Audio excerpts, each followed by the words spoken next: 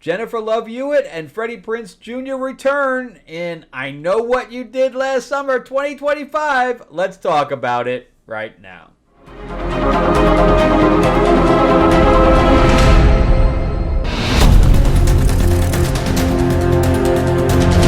Welcome back to the channel, everyone. Thank you so much for spending time with me as we rant about movies, comic books, and television shows, as well as the occasional board game. I'm your host, Frank Zanka, an award-winning screenwriter, novelist, and comic book writer, as well as a filmmaker.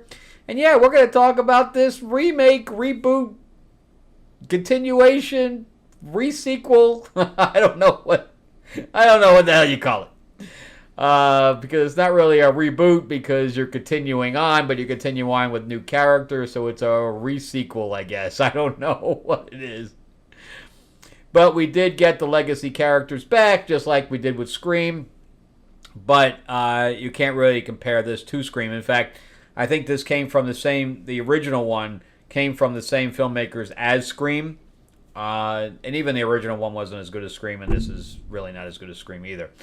But as far as the new stuff is concerned, I didn't recognize anyone here at all as far as the new actors are concerned, because the legacy characters in here, of which there are only two, they don't make an appearance until halfway through the movie.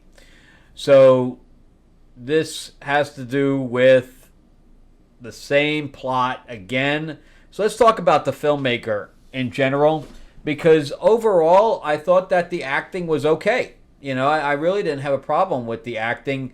They were doing the same tropey stuff that they did in the original one. I do think that the original characters were better, even though they were tropey.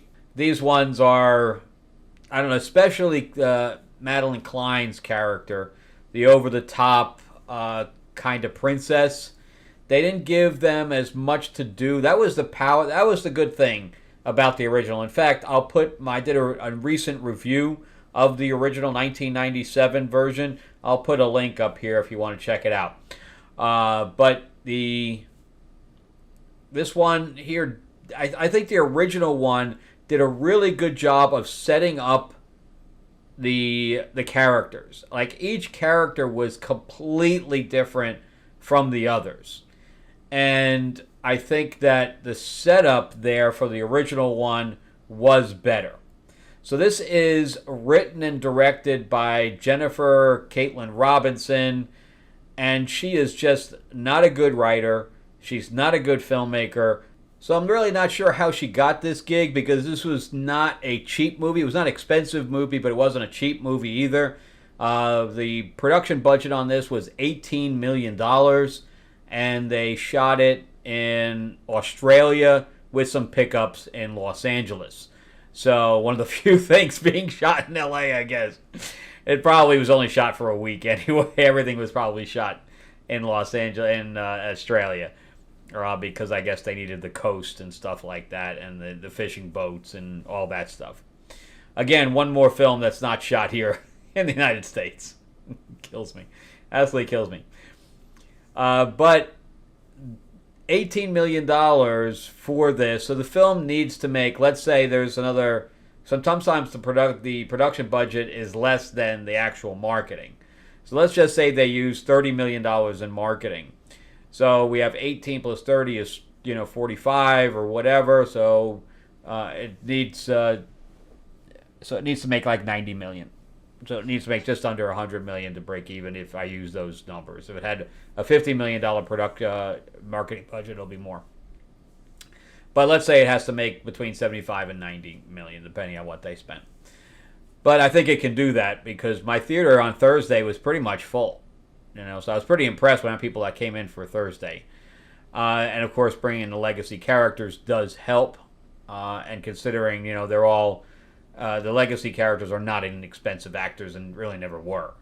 Jennifer Caitlin Robinson. So Love and Thunder and Do Revenge, which was a very, very average film, and she wrote and directed that too. She didn't direct Thor, Love and Thunder.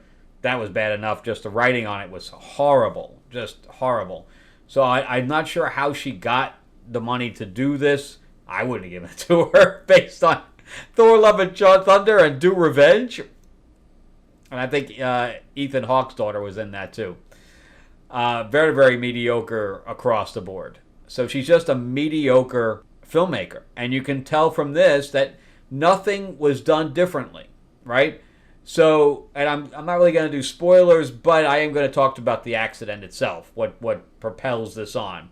So with the first movie, they're driving, Ryan Felipe is drinking, he drops the bottle, and Freddie Prinze's Jr.'s character, Ray, is driving, and now he's covered in it. He's driving Ryan's car, and they hit a guy. They physically hit somebody. And they think the guy is dead, so they throw him in the ocean. All right, so now they have to cover it up because Ryan was drinking. Even if they say Ray was drinking or was driving, he now smells like alcohol, so if they call the cops. So it was a little better set up, I thought. Here, they're playing in the middle of the road, which is completely stupid. That makes absolutely no sense. They're playing in the middle of the road. The guy tries to steer away from them and breaks through the guardrail, and the car goes down into the ocean. That's the setup. That's awful. Why would you make something that's worse than the original? If anything, what I would have done was make them maybe more evil. I mean, because that's never really been done, right? Where maybe you're rooting for the killer, right? So where these people, you could still use I Know What You Did Last Summer, because maybe they took revenge on somebody and ended up killing them, or it was some kind of a, I don't want to say like a sorority thing or whatever else that's been used a million times. But I would love it if they had revenge on somebody else and ended up killing them, right? And disposed of the body, Dexter-wise, and then the person came after them a year later, right? That would have been a way better setup, right? Maybe now my heroes aren't really heroes, So I would have preferred something different rather than give me the same thing over again. And, some of the stuff that she did didn't make any sense. Again, Madeline Klein's character is very over the top. I did like some of the kills in there. And I got to say, the guy who played Teddy, Tariq, I forgot his name, Tariq Withers. If you close your eyes, and the way he talks is exactly like Channing Tatum. I mean, if you close your eyes, you're going to see Channing Tatum in your head. I mean, he has the same pauses, everything. He must have gone to the Channing Tatum school of acting, because that's the only thing I could think of. It was great to see Billy Campbell, though he's only in a couple of scenes. Of course, he's from The Rocketeer. He's done other things besides that, but that's what he's pretty much more well known for, is The Rocketeer. And then Jennifer Love Hewitt, she still looks good. Her hips are a lot. I know she gained a lot of weight I think she has 3 kids now, but her hips are extremely big, I guess, because of childbearing. And but she still looks good. Jennifer Love Hewitt, Sarah Michelle Gellar, she had the best scene in the film as far as I'm concerned. Her scene was the best scene. And she looks great. I know they probably messed with, because she's supposed to look like she did back then. So whatever little computer effects they did, she looked great. She really did. I think the standout with this, I think that Tyreek's character was very good. I really liked him. And I think that Chase Sui Wonders, I really liked her character. She was probably the best character in here. Her name was Ava. I thought she gave a really, really good performance for what she had to work with, which was not much. And Madeline Klein's character is Danica. And there's some things I got to talk about that I can't talk about without going into spoilers. But before I continue, remember, too, that I am a writer myself. If you'd like to see anything that I've written, you can go to Amazon.com and just type my name in. Or you click at the link in the description below. You can check out my sci-fi quadrilogy, Destiny Aurora. It was also made into a board game and an RPG and a graphic novel. It's also on Audible, and all my books are on Kindle, including my fantasy book, Tales of Ravenor, the Iron Witch. and my new comic, Fairy Tales of Terror. I have not launched it yet, but it is on Kickstarter right now, where you can sign up and then get notified when I launch in a couple of weeks. I'm just waiting on the video to be done. But we are really ramping up as far as followers are concerned. We've now passed 450 followers, so definitely jump in there so that you can get notified and take advantage of like the early bird specials and things to that effect. But you can just it's just one click and it says you're saved and we'll notify you when we launch. So anyway, you go to QR code here, or there's a link in the description below, and it's gonna be awesome. We got Killer Cinderella, Killer Captain Hook with this huge hook on him. I gave him a fire fairy. They're running around New York killing people. I got Tiger Lily coming out of Neverland to chase him down. It's good stuff. Anyway, definitely check that out. All right, so let's jump back into I Know What You Did Last Summer, 2025. So the way that they brought Jennifer Love Hewitt in, and it was more organic about how they brought Freddie Prinze Jr.'s character in. He is so, I've never been a fan of his. I think he does better voice acting than he does like live action theatrical acting. He's so stiff. He delivers his lines so stiffly. It's just weird. And his acting literally took me out of the film. Jennifer Love Hewitt's voice is different than it was back when she was a teenager. Her voice is a little deeper. She had more of a little squeaky voice back in the day. But I thought her acting actually got better. I don't know, because even with her biggest role really was, I think, Ghost Whisperer back in the day when she was doing the TV show. That lasted for a while, and but I think her dramatic acting, I think, has actually gotten better.